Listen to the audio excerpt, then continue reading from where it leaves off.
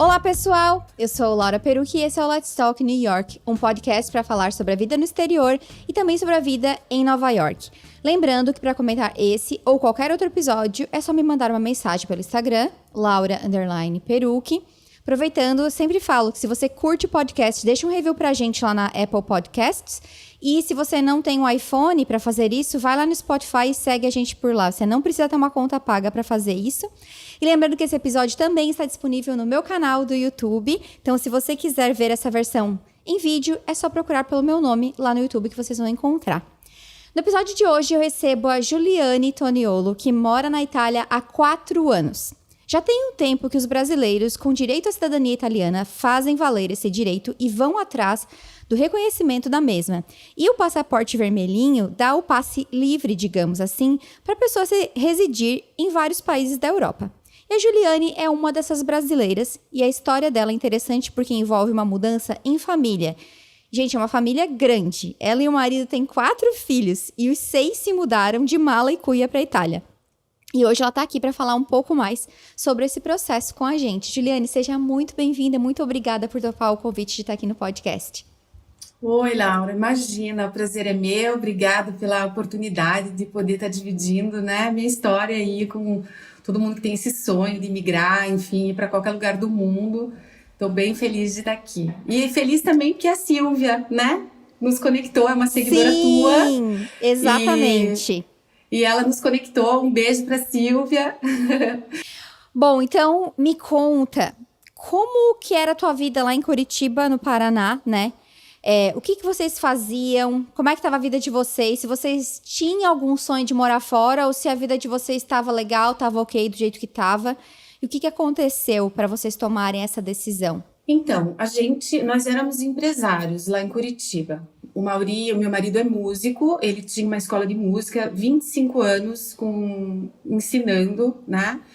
E eu trabalhava nos negócios da minha família. A gente sempre teve vontade de morar fora do Brasil desde que a gente era jovem. Eu conheci o Mauri, eu tinha 17 anos e é envolvido, né? Você vai construindo uma história também no teu país, enfim, a tua vida vai fluindo e as coisas vão acontecendo.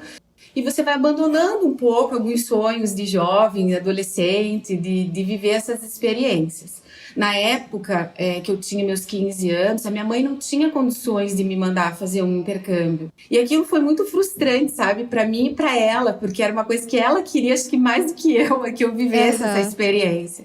Quando nós estávamos com 3 filhos e eu engravidei do 4º filho. A gente tinha começado a pensar em uma possível mudança. E eu lembro que eu falei pro Maurício, eu falei assim, escuta, esse teu nome Toniolo, não é possível, ele tem que ter alguma coisa, ele é super italiano. Como o pai do meu marido tinha falecido quando ele tinha 13 anos, ele perdeu muito o contato com a família, sabe? Né? Não sabia das origens e tal. E aí a gente resolveu marcar com uma tia dele. A tia falou, não, a galera veio da Itália mesmo. Aí ela nos conectou com uma outra pessoa da família, um primo mais distante, né? Que não era da mesma linhagem do meu esposo. Então, a gente conectou com eles, mas eles não tinham, assim, muitas informações, porque quem tinha feito era uma pessoa que já não estava mais, sabe aquelas coisas assim de família, sei, né? Sei. E aí a gente falou, bom, então é nós com nós mesmo, né? E começamos a fazer pesquisa. O primeiro lugar que a gente foi nos Mormons, que eles têm um banco de dados incrível, em meados de 2014, quando a gente pensou em começar a cidadania italiana do Mauri, por causa das crianças, né? Meio que para deixar de uma herança para eles. Isso. A gente ainda não tava, a gente tinha aquela vontade de sair do Brasil, mas sabe quando você, assim, não sabe para onde ir nem o que fazer. E aí um dia o Mauri, assim, do nada, ele foi tocar com um grupo que ele nem conhecia as pessoas. Um cara chegou para ele e falou, pô, cara, tô indo pra Itália mês que vem. Nossa, eu comecei a ver os negócios da minha cidadania italiana e tal. O que você vai fazer lá? Ele falou, tô indo fazer cidadania italiana. Nossa, daí o cara conectou a gente com a assessora dele. E ali que a coisa realmente começou a desenvolver. Porque daí você tem uma pessoa que mostra o caminho das pedras, nossa, é uma economia de energia absurda, né? Sim, eu também tenho a cidadania italiana, uma curiosidade. E Legal. eu tirei, assim, eu nem sei se eu vou um dia fazer uso, né? Mas eu pensei, quando eu cheguei aqui, né? Minha irmã tinha tirado. E aí eu pensei, cara, é aquela coisa, não custa nada, né? Abre portas. E no meu caso, a minha irmã já tinha feito um monte de coisa. Então ela meio que abriu os caminhos pra mim, porque eu não sabia nada. Então é muito bom ter a orientação de alguém, né?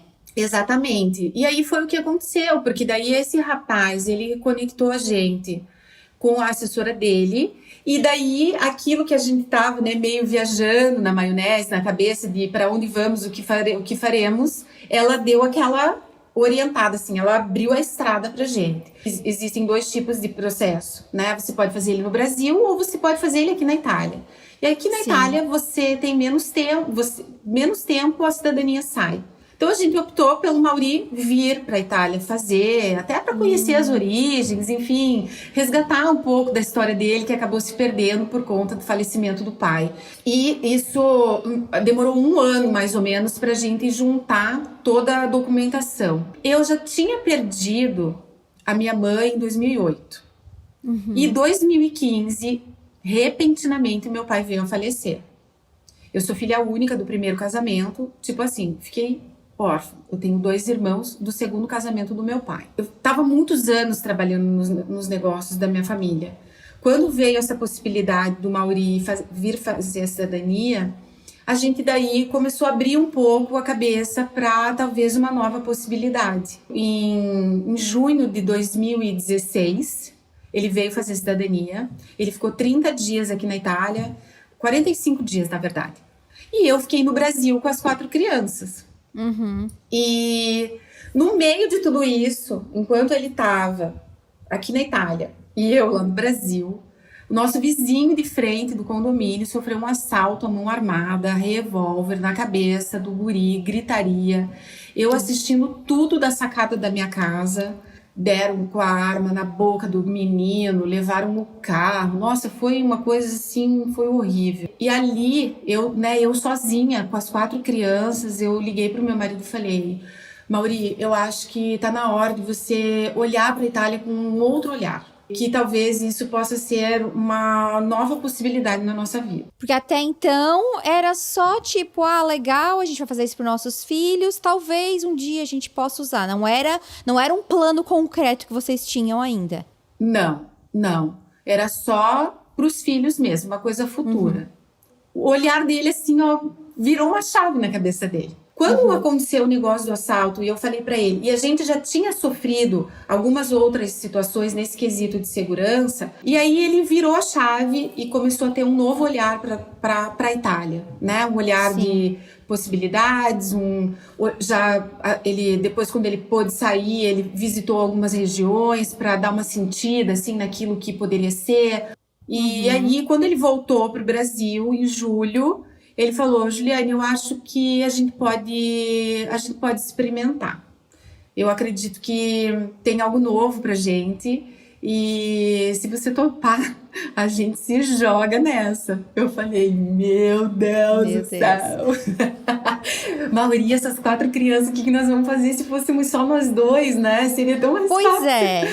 Como que vocês decidiram, assim? Como foi tomar uma decisão com 4 filhos? Porque, como tu falou, não é impossível, óbvio, né? Vocês estão aí hoje para provar isso. Mas quanto menos pessoas envolvidas, mais fácil é, né? Como que foi pensar nisso, envolvê-los e como foi a reação deles? E se tu puder falar também a idade deles?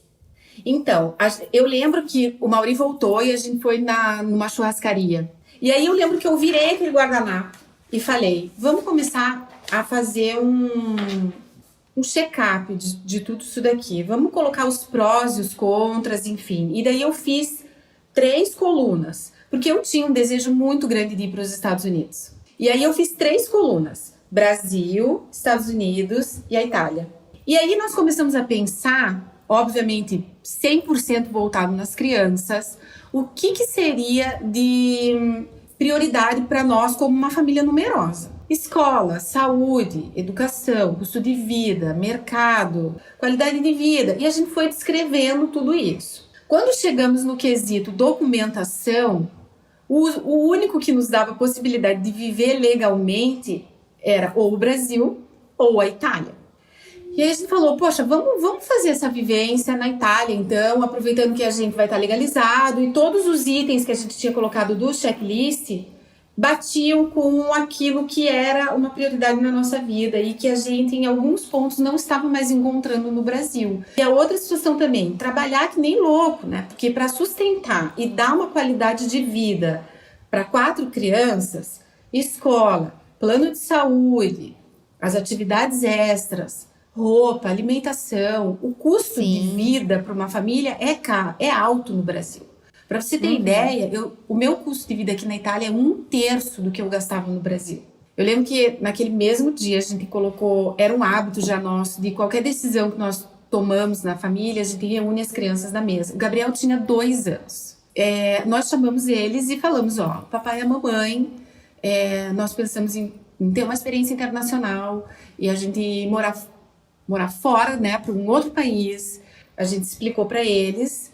E o que vocês acham? Vocês topam viver essa experiência? A gente vai ter que abrir mão de muita coisa. Nossa vida vai mudar completamente. A gente vai recomeçar. Vocês sabem o que é recomeçar?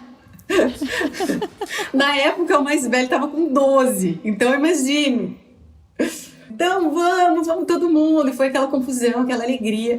E eu lembro, assim, que eu olhei para o Mauri e nós somos cristãos. E eu disse para ele, olha, a confirmação final vai ser quando a gente conversar isso com os nossos pastores, que além de pastores, eles eram nossos pais adotivos, porque depois que a minha mãe faleceu, eles praticamente adotaram a minha família, meus filhos chamam eles de vô e vó. Sim. E aí eu lembro que eu falei pro Mauri, Mauri, eles não vão, eles vão falar que não tem nada a ver, que não é pra gente ir, que não faz sentido nenhum. Cortar o barato de vocês. Iam cortar o barato, eu tinha certeza, assim, no meu coração, que eles iam, né, dizer nada a ver. Para nossa surpresa, a gente conversando com eles, eles falaram, eu acho que faz todo sentido. Ferrou! Eu não sei se eu estava preparado para ouvir isso, não. E nos sentimos prontos para colocar o pé no acelerador. Mas até então, a gente não estava muito com data, assim. A gente foi indo um pouco buscando na nossa experiência administrativa, um pouco do feeling e entendendo um pouco os custos que a gente tinha no Brasil, falando, vamos tentar ver o nosso custo anual aqui. E aí eu lembro que eu liguei para uma amiga minha que tinha agência de turismo e falei, Lili, a gente tá pensando em ir embora para Itália e tal, o que você tem de passagem, de datas, como que tá isso e tal. E o Mauri tinha conectado com algumas pessoas aqui na Itália também para tentar... Deu uns 2 dias, assim, ela me ligou, Juliana, eu tô com uma oferta aqui imperdível para setembro de $499. Eu disse, Mauri, tem uma mega oferta de passagem, o que você acha? Eu acho que a passagem vai ser uma coisa assim pra gente colocar uma meta, porque senão nós vamos ficar se enrolando. A empresa, a escola de música tá indo bem, a empresa também aqui tá indo bem, o nosso salário tá entrando, a grana tá vindo, a gente tá vivendo de boa. Compramos a passagem para setembro. A gente teve 2 meses. Na verdade foi um pouquinho mais, porque a gente viajou 24 de setembro, então, sei lá, 70 dias ali, 80 dias. A correria, preparação de documento no Brasil, e aí eu peguei todas as informações do consulado italiano, o que eu precisava, a escola, como organizar. Aí a gente achou que setembro era uma data boa, porque é a data do início, né, do ano escolar aqui na Itália. Então a gente queria esse gapzinho também para poder as crianças chegarem e estudarem, né? Com um clima ainda no outono, que era um clima ameno. O Mauri vendeu a escola de música. Aí isso que eu te falo, as coisas elas começam a cooperar, sabe? Sim. Quando você vai dando passo e você entendeu, no nosso caso, que aquilo era uma resposta das nossas orações, tudo começou a fluir incrivelmente. Ele vendeu a escola de música, eu fiz uma saída tranquila da empresa, a gente conseguiu o recurso financeiro, eu fiz um bazar 30 dias antes, Eu contratei uma empresa, que eu nem sabia que existia empresa especializada em vender as coisas das pessoas. Olha! E existe. Eu não sei se eles estão atuando ainda, mas o nome deles é Vende Tudo Brasil. Dormi no colchão, a mesa que era do jardim veio para dentro de casa para a gente poder fazer as refeições. E nós fomos para casa dessa minha mãe do coração. E vivemos lá com eles pelos últimos 20 e poucos dias ali, até a gente poder embarcar. Não, eu ia perguntar, como que vocês escolheram o lugar para onde vocês foram na Itália? Essa conexão que o Mauri fez com os brasileiros, a nossa primeira cidade foi Veneza. Só que a gente ficou na parte terrestre. Então a gente escolheu a parte terrestre, uma cidade mais para o interior.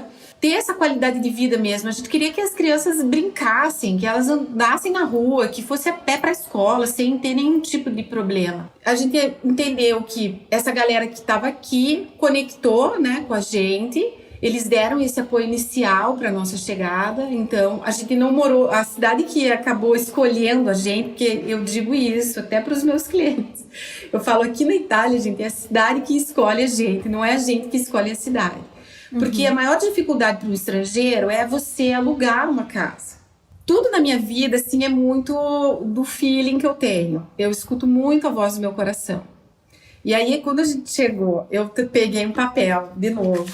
Peguei um compasso e pus assim aonde a gente estava, na casa dessas pessoas que nos receberam, e eu fiz uma circunferência, assim, eu abri num ângulo qualquer, e aonde essa circunferência tocou, eu pontuei as cidades que o círculo tocou. A gente fez uma relação de 20 cidades. Eu entrei no Google e comecei a pesquisar cada uma das cidades. E aí eu fui ver o número de habitantes e principalmente a estrutura, né? Se tinha aquela coisa básica, mercado, farmácia, hospital. Às vezes aqui na Itália tem algumas cidades que elas são tão pequenininhas que elas não têm a escola, porque são vários níveis de escola. Sim. E aí um dos níveis, por exemplo, não tinha na cidade.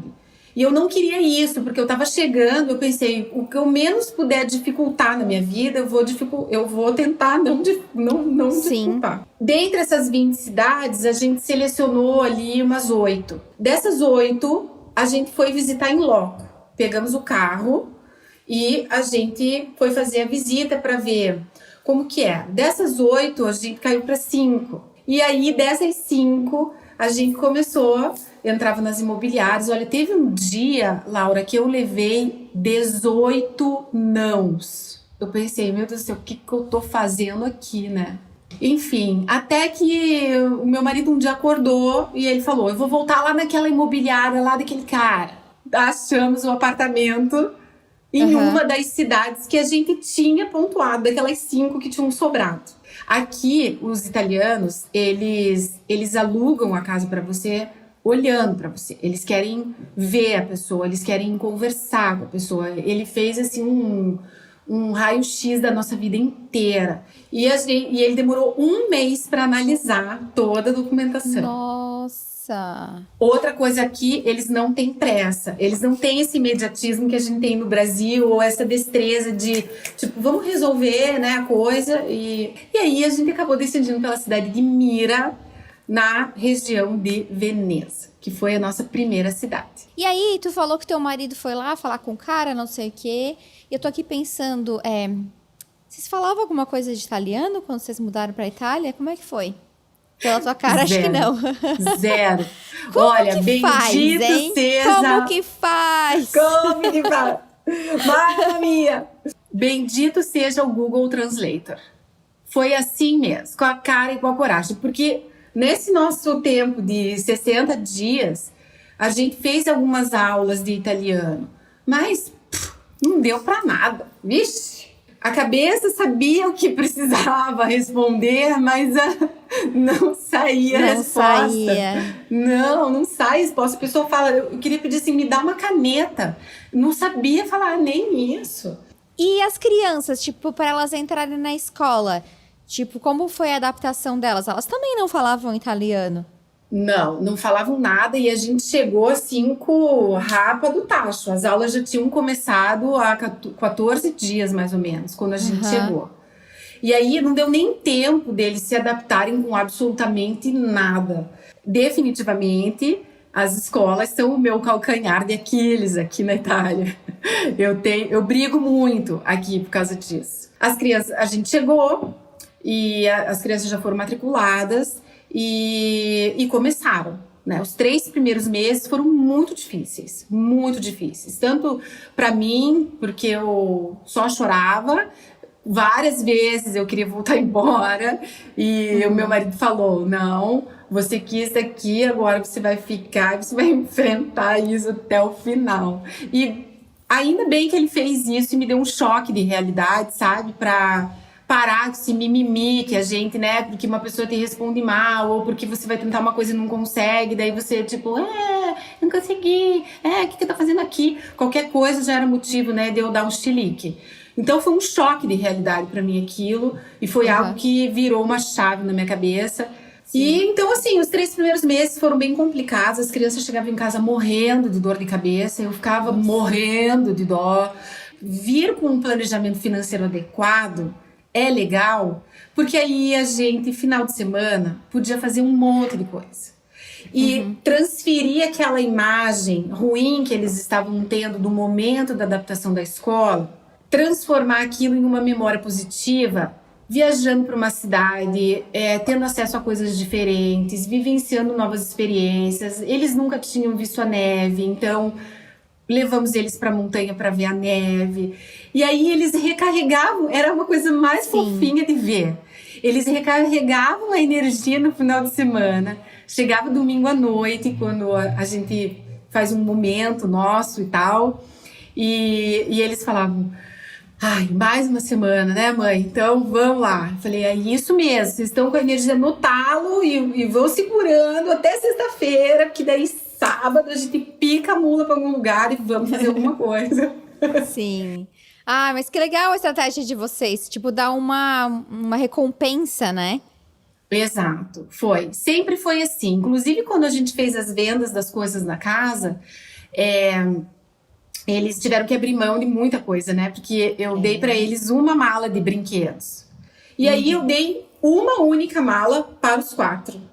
Só que os brinquedos que a gente vendeu e tudo que a gente foi vendendo no bazar, eu separei por centros de custos. Então, tudo que foi vendido de brinquedo veio dinheiro para o envelope.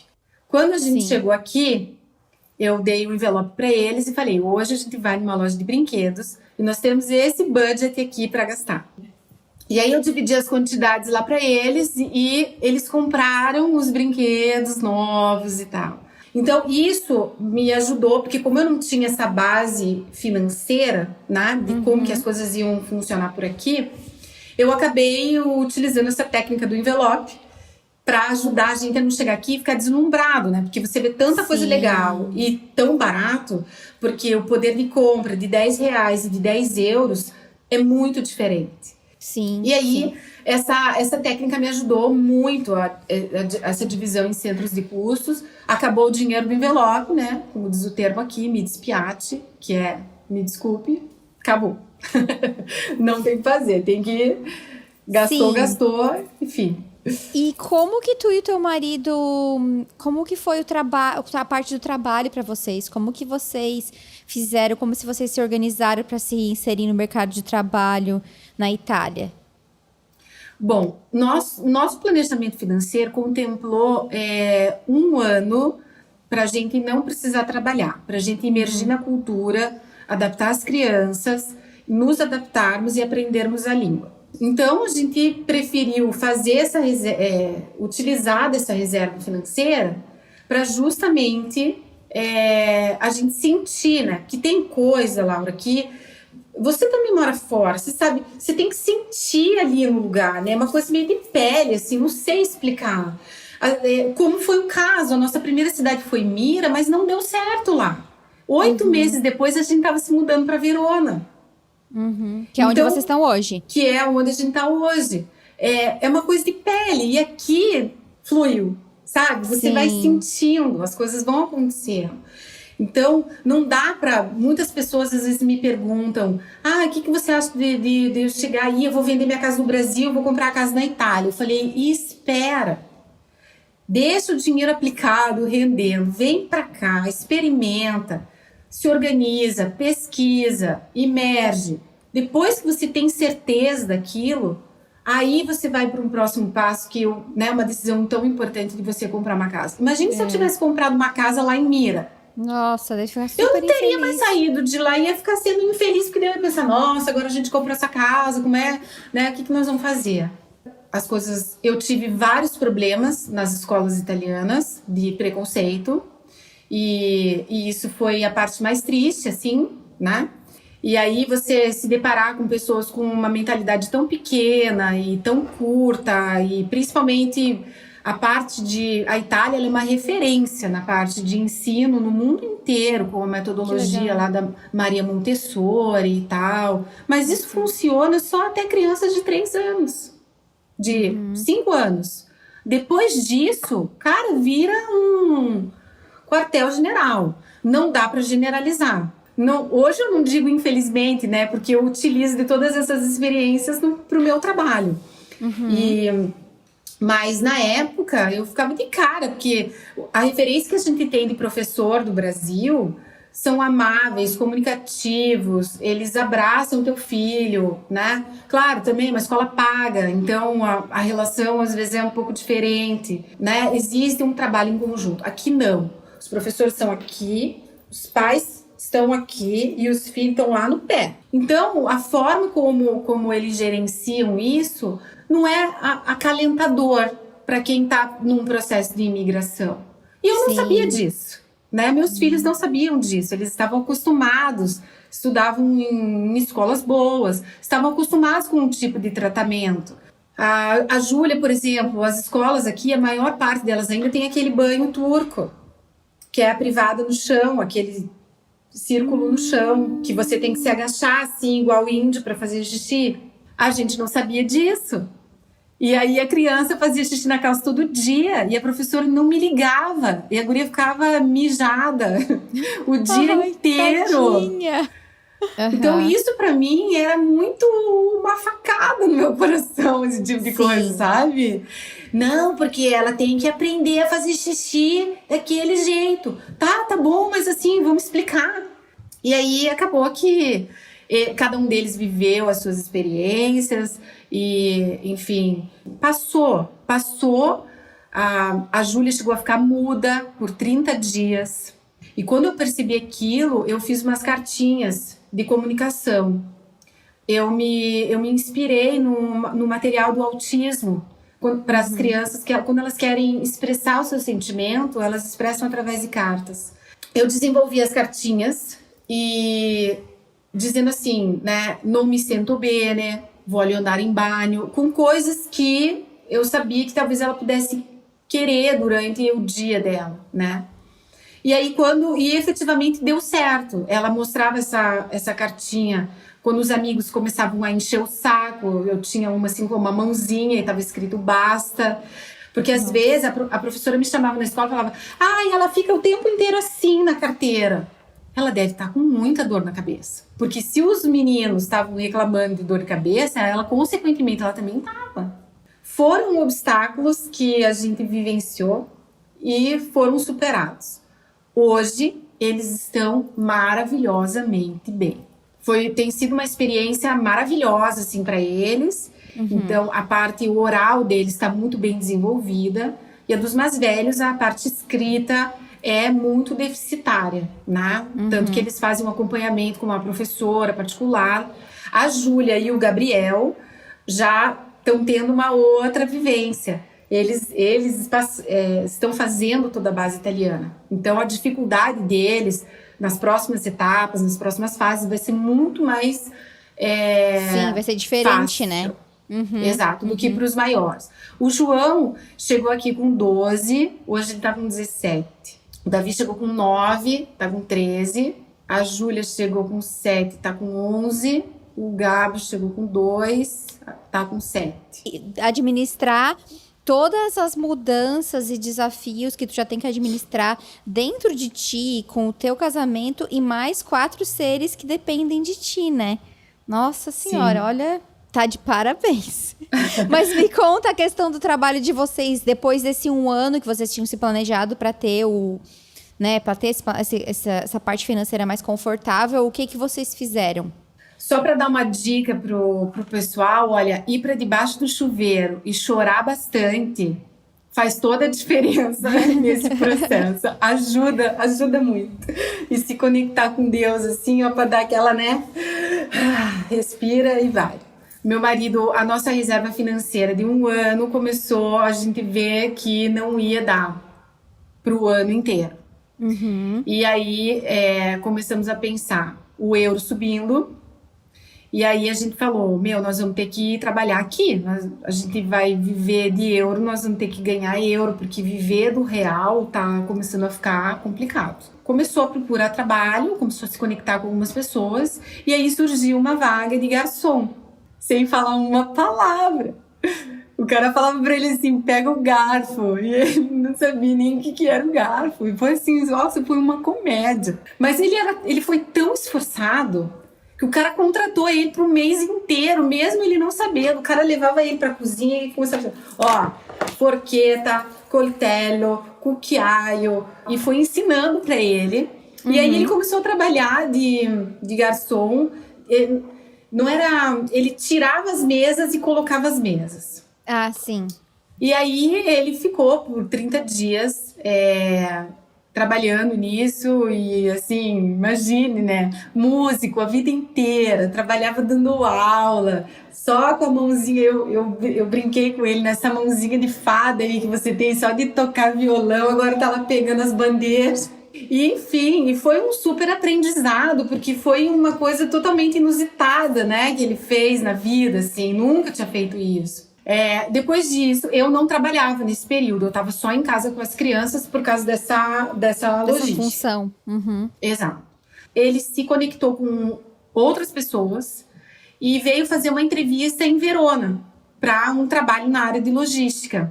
E ele veio, fez a entrevista, eu lembro assim que a gente escreveu 4 frases e ele decorou para não chegar, né, lá na entrevista, tipo, que nem bobo, sem saber falar nada, né?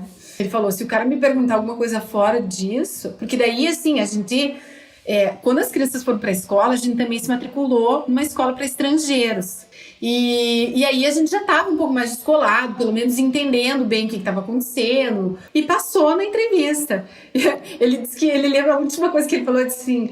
Io ho bisogno di questo lavoro, ho 4 figli, né? Eu preciso desse trabalho, eu tenho 4 filhos, me dá uma oportunidade. E foi onde ele teve uma experiência assim, muito crescente por 2 anos e meio. Foi difícil, porque ele trabalhando numa logística, né?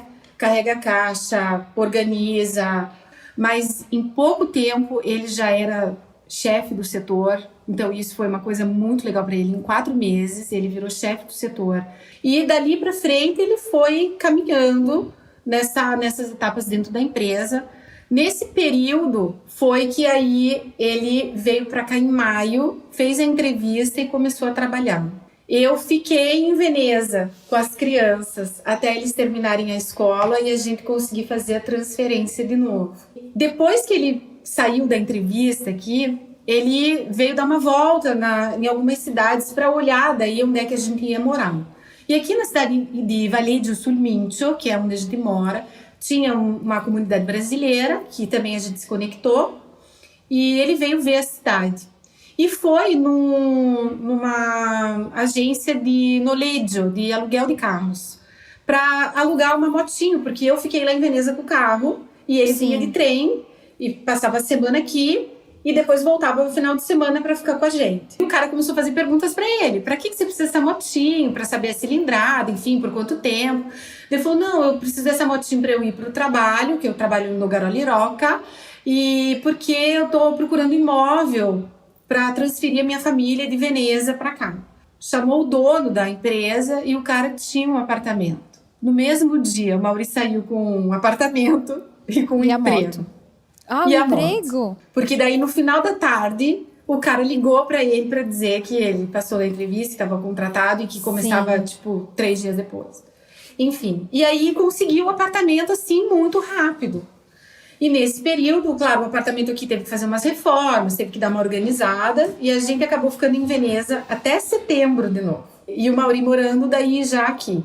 Mas foi uma experiência muito interessante. Depois, né, se mudar de novo e recomeçar de novo com 4 crianças, escolas novas. Foi muito desafiador, Laura, muito desafiador, muito desafiador. Se a gente, acho que não tivesse tanta centralidade naquilo e, assim, sabendo o que a gente queria mesmo, olha, não teria passado dos 3 primeiros meses, de verdade. Mas, enfim, aí começou o processo adaptativo aqui, que já foi muito mais fácil. As crianças já falavam, a cidade aqui, as escolas, os professores acolheram a gente muito melhor já, sabe? Já tinha feito 1 ano que a gente estava aqui na Itália.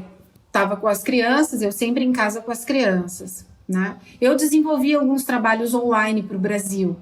Então, escrevia projetos, fazia algumas coisinhas, mas nada de, né, efetivo daquilo do objetivo que eu queria, né? E aí eu pensei, para eu internalizar esse italiano mesmo, eu tenho que trabalhar com o italiano, para eu poder vivenciar essa cultura, essa experiência. E aí a gente decidiu aqui, a gente tem uma categoria part-time de trabalho, que isso beneficia muito as mães, porque você trabalha só 4 horas, né? Eu sei que aí nos Estados Unidos também existe, né? Tem part-time. Na época eu lembro que eu tinha pensado assim, eu acho que eu vou cuidar de idosos, porque isso é uma coisa que precisa muito aqui na Itália. E eu fui buscar alguma coisa, babysitter, né? Daí eu desisti do babysitter, eu falei, não, eu já tenho muita criança ainda, pegar mais criança pra cuidar. Eu vou querer esganar os meus quando eu chegar em casa, né? O dono desse apartamento é o dono da agência de carros, de aluguel de carros. E ele um dia me ligou e falou, eu tô precisando de uma pessoa para trabalhar aqui no escritório, fazer parte administrativa e tal. Você conhece alguém? Daí eu falei, eu conheço, eu mesmo. Se você não se incomodar em eu ter que aprender o modo italiano de administrar, como o modo brasileiro de administrar, eu sei fazer, né?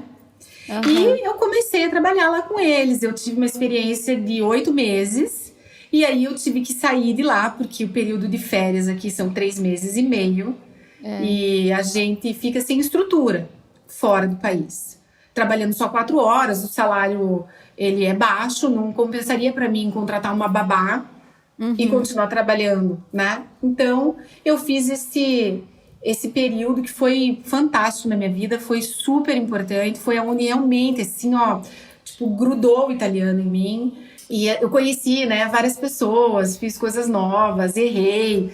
Nossa, tem várias histórias engraçadas, assim, do trabalho, de falar uma coisa, né, errada. Quem nunca, né?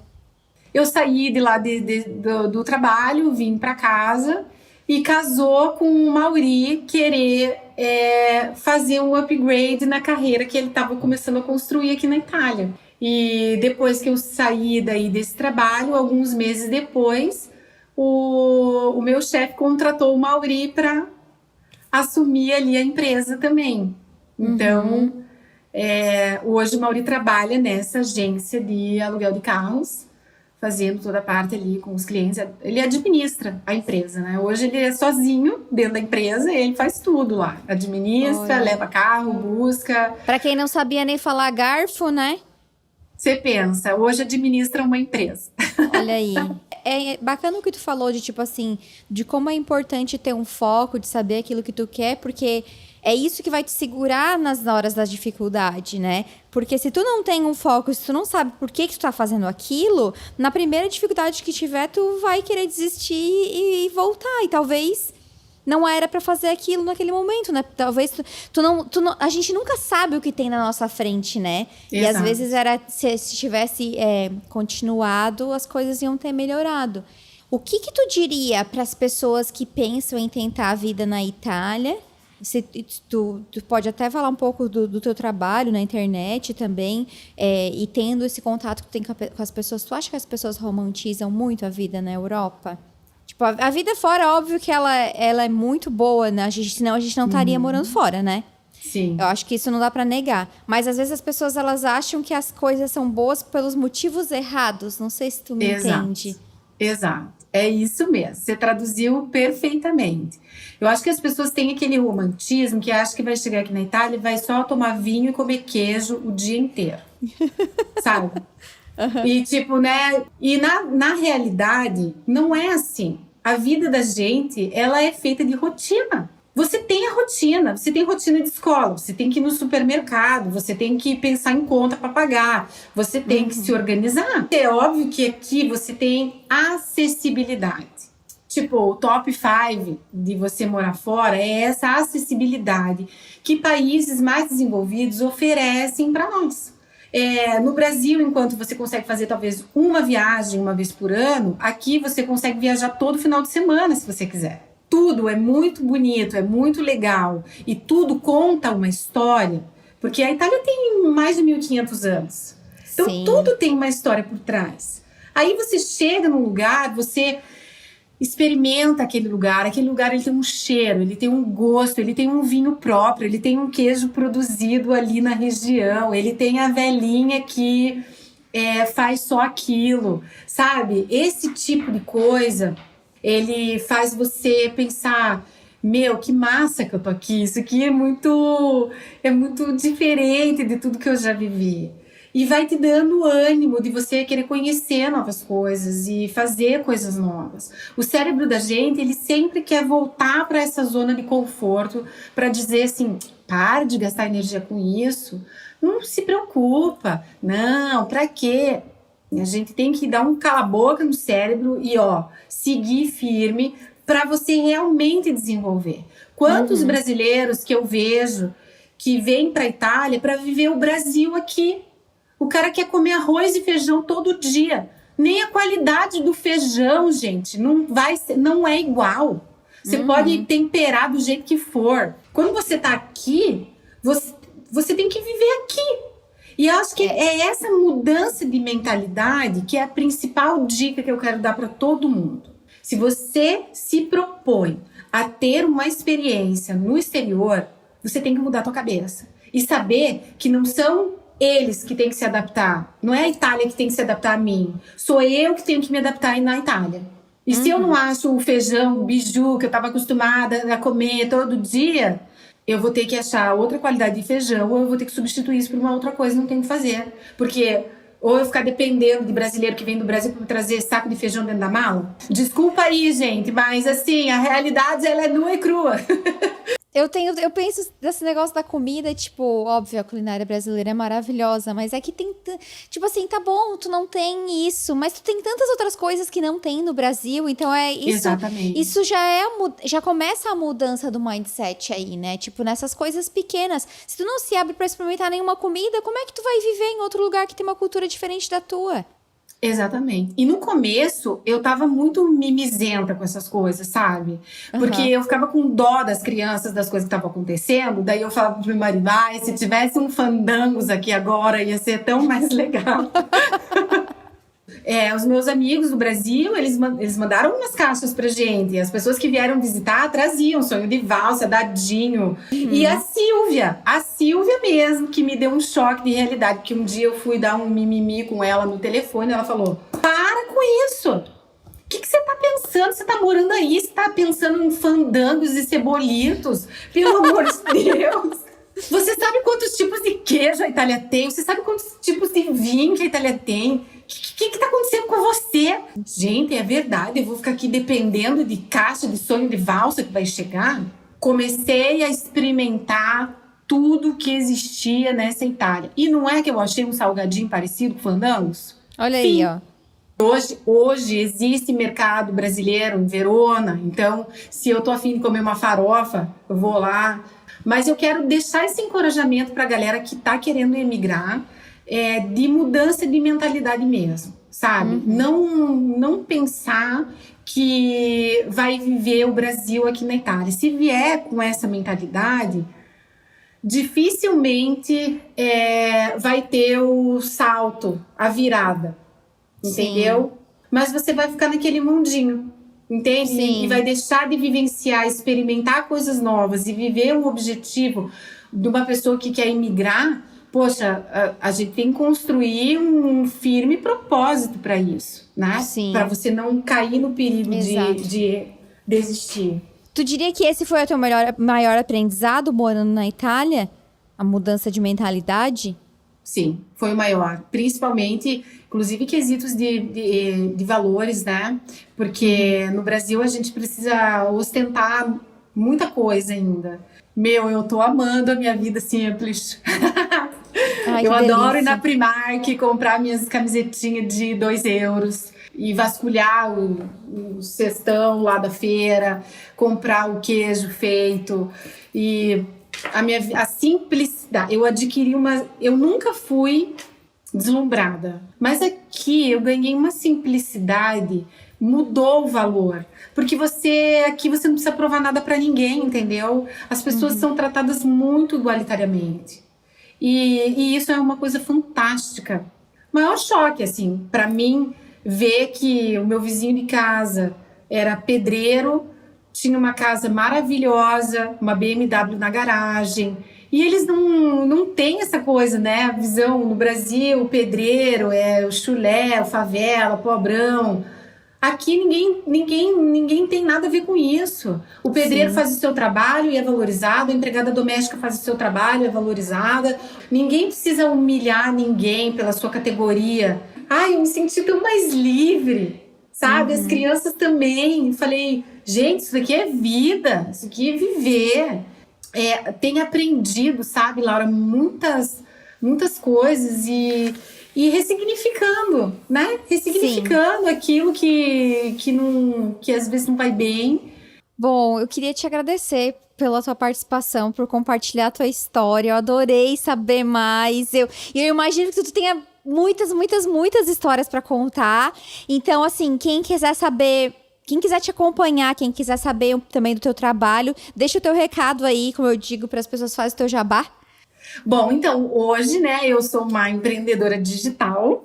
Esse é o trabalho que eu desenvolvo aqui na Itália, onde eu ajudo famílias que querem imigrar aqui para a Itália, trabalhando com consultoria ou mentoria de imigração, aonde realmente eu mostro o caminho das pedras, de toda a vivência que eu tive, Haja todas as pedras, experiências. Né? Menina, haja pedra. Dando as informações técnicas, mas muito mais do que isso, a transformação emocional e essa mudança de mentalidade que é necessária para uma imigração segura. Às vezes, eu arrisco dizer que a pessoa, para durar em outro país, ela tem que ter um perfil. E aí, esse perfil a gente constrói na mentoria e na consultoria, para que as pessoas entendam os desafios que vão passar. Obviamente que o sentimento, cada um vai ter o seu, e não existe o certo e o errado.